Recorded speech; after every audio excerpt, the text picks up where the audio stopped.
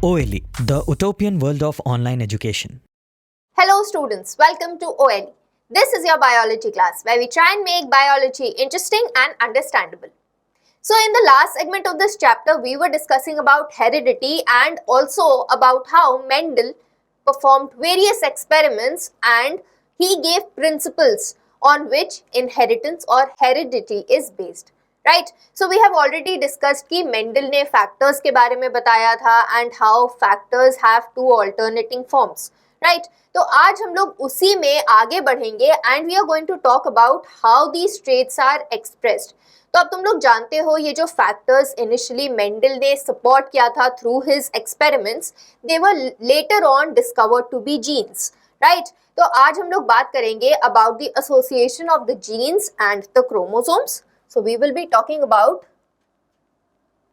genes and chromosomes.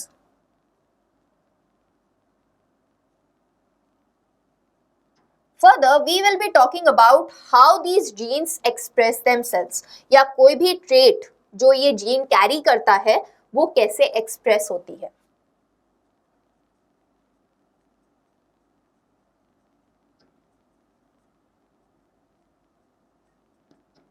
And finally, we are going to talk about determination of sex of different individuals.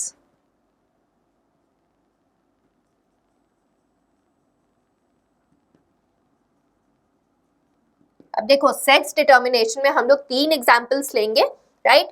We are going to take the examples of certain reptiles, of snail and then of humans. So we are going to see the mechanism of sexual determination or sex determination in these organisms. So let us begin with this particular lecture. So first of all तुम लोग already पढ़ चुके हो पिछले classes में कि कैसे Mendel ने एक्सपेरिमेंट्स के थ्रू प्रूव किया कि कोई ना कोई ऐसा फैक्टर है, कोई ना कोई ऐसा डिटरमाइनर है जो एक ट्रेट को कैरी करता है from the parents to the offspring right. And वहां पे मेंडल ने ये भी प्रूव किया था कि जो भी ट्रेट्स हम लोगों को मिलते हैं वो हमारे मदर एंड फादर से कंबाइन करके मिलते हैं right. So here when we talk about genes and chromosomes further जब मेंडल के लॉस पर स्टडी हुआ इट वाज फाउंड कि genes are related specifically to the chromosomes और these factors which Mendel had talked about they are specifically located on the chromosome. And तुम लोगों को already पता है कि क्रोमोसोम्स हम लोगों को फर्टिलाइजेशन के टाइम पे अपने मदर एंड फादर से मिलते हैं right. So first of all you should know that a female and a male through their gametes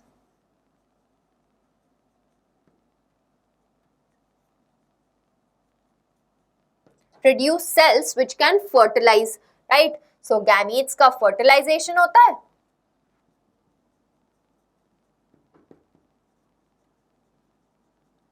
to produce the offspring cell or the first cell which will produce the offspring which is known as the zygote right. और हम लोग ये भी जानते हैं कि female और mail के सेल्स में there are diploid number of chromosomes right. Her chromosome का पेयर होता है right. लेकिन जब गैमीट्स बनते हैं तो क्या होता है इस पर्टिकुलर क्रोमोसोम सेट का सिंगल सेट ही गैमीट्स में मूव करता है.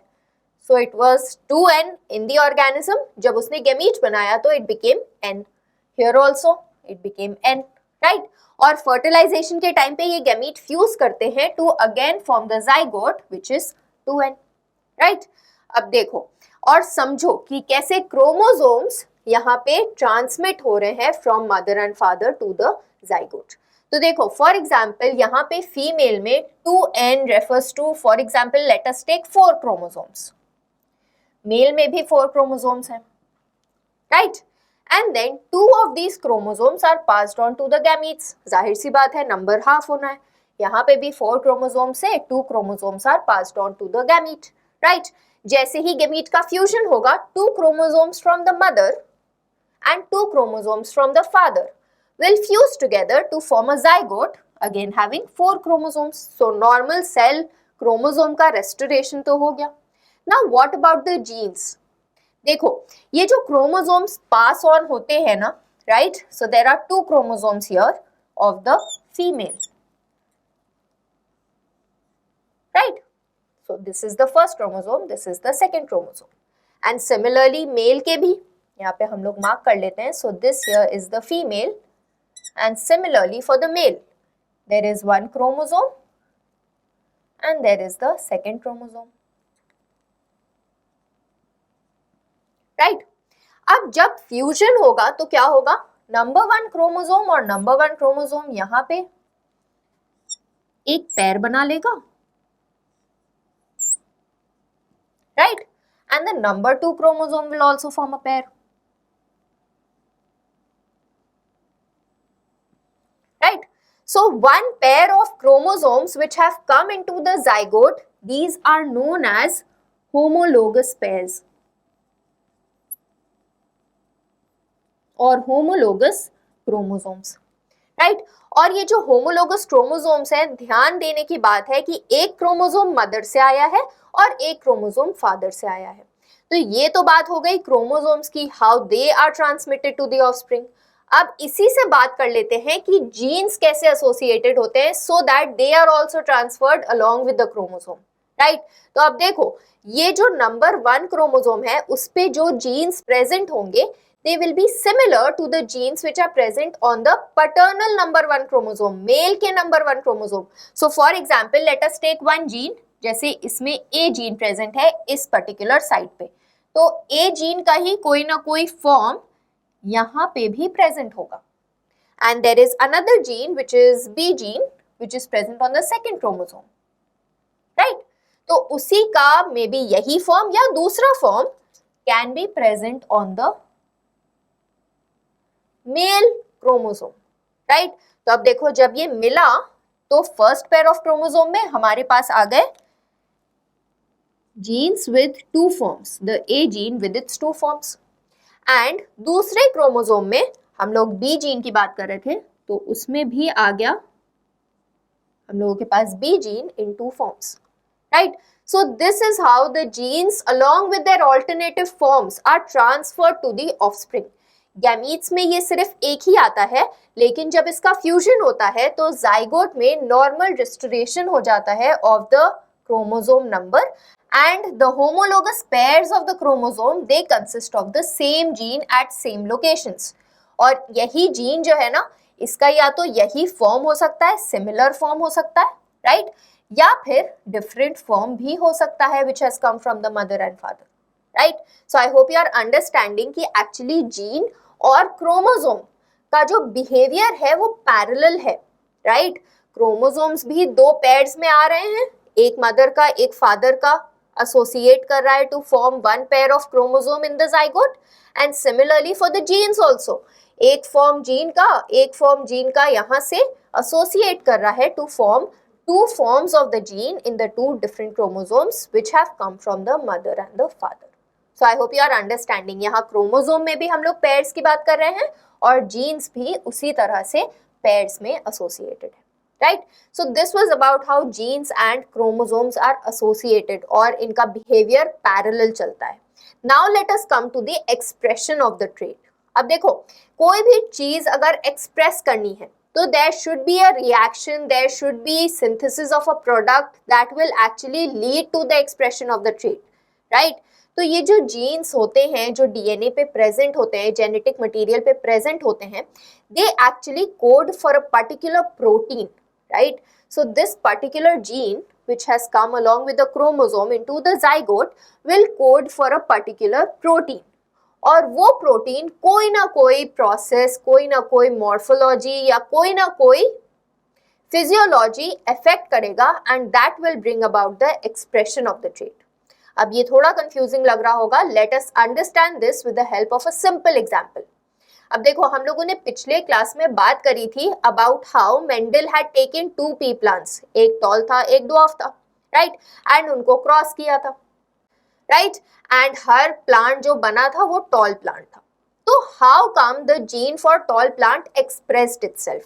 तो देखो whenever the DNA has certain gene, like for example this is the gene for tall which is present on the DNA and this was passed on to the offspring, right? अब ये जो particular gene है it will code for production of a protein. अब तुम्हें already पता है plant की अगर हाइट बढ़नी है तो कुछ ना कुछ प्लांट ग्रोथ रेगुलेटर्स या plant hormones will be responsible for increase in height of the plant, ये भी तुम पढ़ चुके हो, राइट? तो यहाँ पे जो प्रोटीन सिंथेसाइज हुआ है it is a plant growth hormone,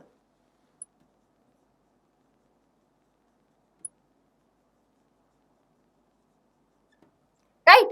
And this plant growth hormone, if it works efficiently, अगर ये कैपिटल T है that means efficiently ये प्रोड्यूस कर रहा है इस प्लांट ग्रोथ हार्मोन को.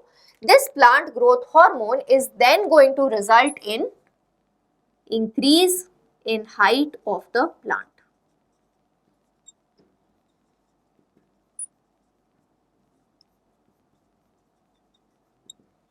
Right? So this was about how a protein will result in the development of a trait. अब देखो, let us consider another example जहां पर the chromosome has only small t, right? अब ये जो small t है it is different from this particular gene, इसका alternative form है, right? और इसकी वजह से मे बी बहुत efficiently plant growth hormones produce नहीं हो पा रही हैं, right? So in that case, क्योंकि plant growth hormone का concentration कम होगा, क्योंकि प्रोटीन्स प्रेजेंट नहीं होंगे, that is why there will be no increase in the height of the plant, और प्लांट की हाइट ड्वार्फ ही रह जाएगी. The plant will remain in its dwarf state, height बढ़ नहीं पाएगी, right? So this is one example जहां पे तुम देख सकते हो कि कैसे the gene will produce a protein, और वो प्रोटीन किसी ना किसी तरीके से मॉर्फोलॉजी में, फिजियोलॉजी में या बायोकेमिकल रिएक्शंस में एक पर्टिकुलर ट्रेट को एक्सप्रेस करेगा, right? Similarly for the blood groups, हम लोगों के जो डिफरेंट ब्लड ग्रुप्स होते हैं ना, that is also because of N antigen protein, right? तो होता क्या है, जो भी जीन हमारी बॉडी में प्रेजेंट होता है for the particular blood group, it results in the production of N antigen protein, और वही एंटीजन प्रोटीन जाकर हमारे रेड ब्लड सेल्स में अटैच हो जाता है. और क्योंकि एंटीजन प्रोटीन हमारे रेड ब्लड सेल्स में अटैच हो गया है, it leads to the development of that particular blood group, right? So this was the example of plants which we have already studied, pea plant का, and एक human example भी दे दिया तुम्हें, how our blood group is similarly associated with development of a protein which is called as antigen, and that antigen controls what type of blood group we have. जैसे for example अगर किसी का A blood group है, इसका क्या मतलब है कि एंटीजन ए उनकी आरबीसी में प्रेजेंट है. अगर किसी का ब्लड ग्रुप बी है, that means antigen B is present on the red blood cell of that particular organism.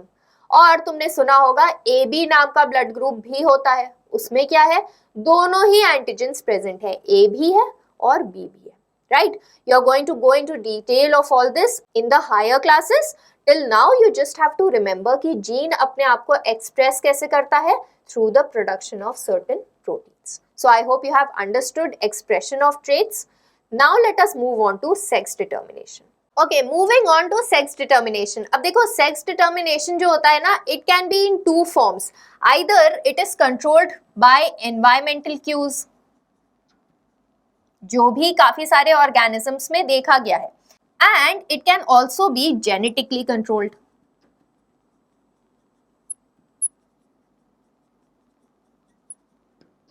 अब देखो एनवायरमेंटल क्यूज से अगर किसी ऑर्गेनिज्म का सेक्स डिटरमाइन हो रहा है, it can be related to temperature, it can be related to other conditions of the environment, या फिर एक और कंडीशन हो सकती है, it will be based on habitat of a particular organism, right? अब देखो for example in certain reptiles, जैसे क्रोकोडाइल हो गया या फिर टर्टल्स हो गए, in most of the turtles, sex of the developing baby or the developing offspring is actually determined by temperature.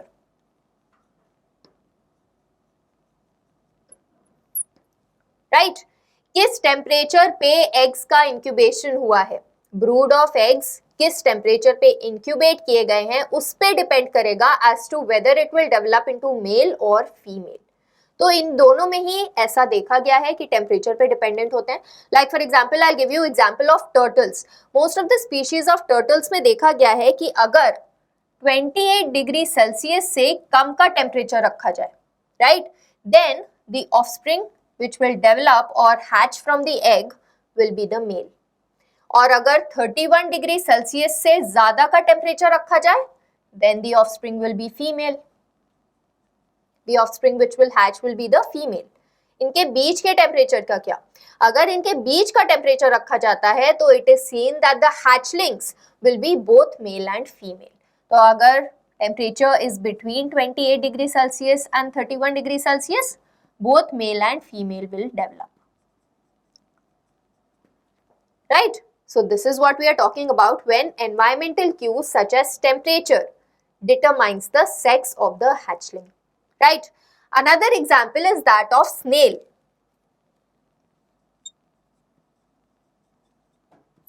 Right? अब snail में क्या देखा गया है? They can change their sex. Right? तो यहाँ पे देखा गया है जो generally young ones होते हैं, they generally remain associated with the female and that is why they are actually the males. Right? जब तक ये फीमेल से एसोसिएटेड रहते हैं they remain male sex. However, sometimes क्या होता है, they detach from the female.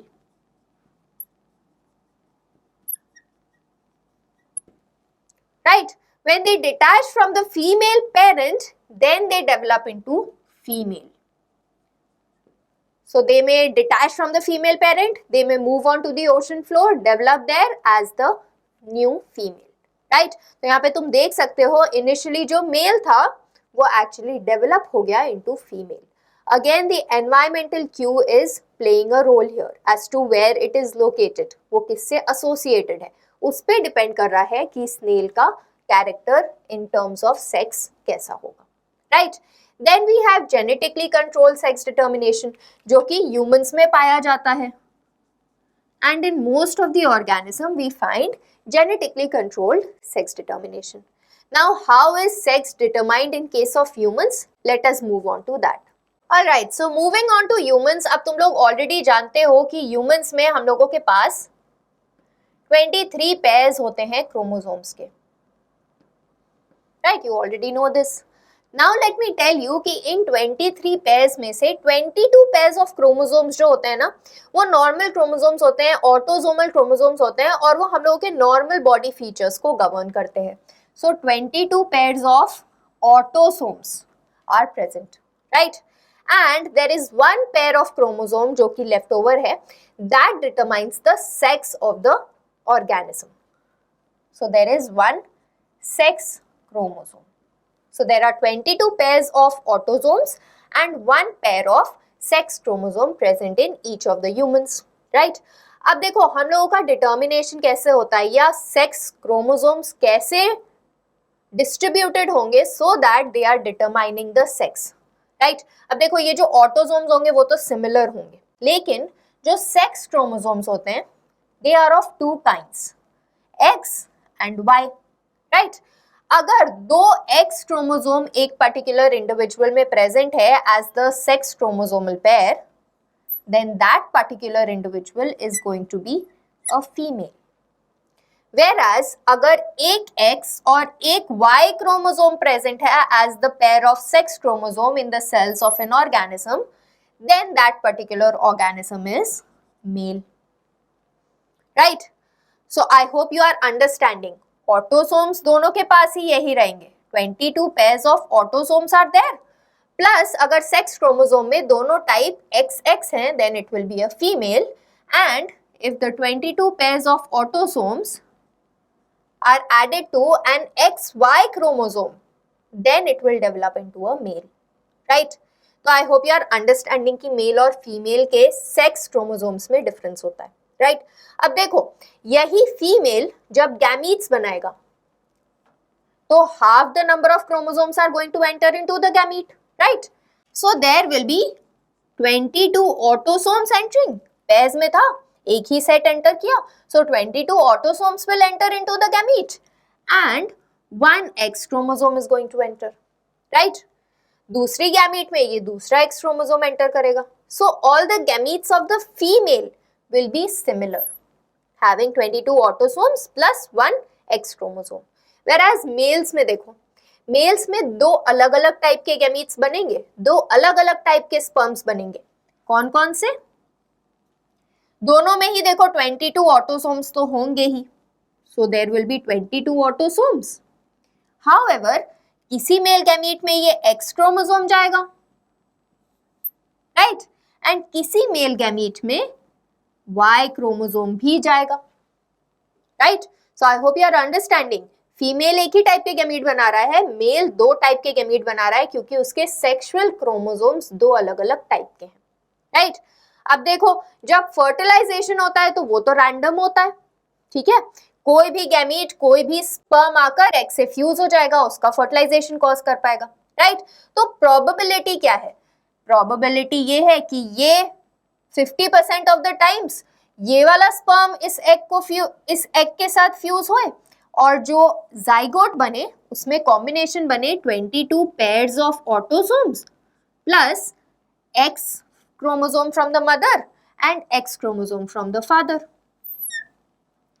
50% chance ये भी है कि ये वाला स्पर्म इस पर्टिकुलर एग को फर्टिलाइज करे, and in that case the zygote is going to have 22 pairs of autosomes, क्योंकि 22 इसे यहाँ से मिले, 22 इसे यहाँ से मिले, तो 22 पेयर हो गए, right, plus X chromosome from the mother and Y chromosome from the father, right. तो अब तुम देख सकते हो कि कैसे there is a difference in the sexual chromosomes which are produced according to the type of gamete which is fertilizing the egg, type of sperm which is fertilizing the egg, right. और तुम्हें already पता है अगर XX chromosome होते हैं तो baby का sex क्या होगा? फीमेल और गर्ल चाइल्ड. और अगर XY क्रोमोसोम होते हैं तो बेबी का सेक्स होगा मेल और boy child, right. So now you can see and understand कि actually the male is responsible for determination of the sex, क्योंकि मेल ही दो टाइप के गैमीट्स प्रोड्यूस कर रहा है. 50% चांस है कि एक्स गैमीट वाला स्पर्म फ्यूज करे एग से, 50% चांस है कि वाई वाला फ्यूज करे, right. So this is random fertilization, और इसमें एक्चुअली फीमेल का कोई हाथ नहीं होता है.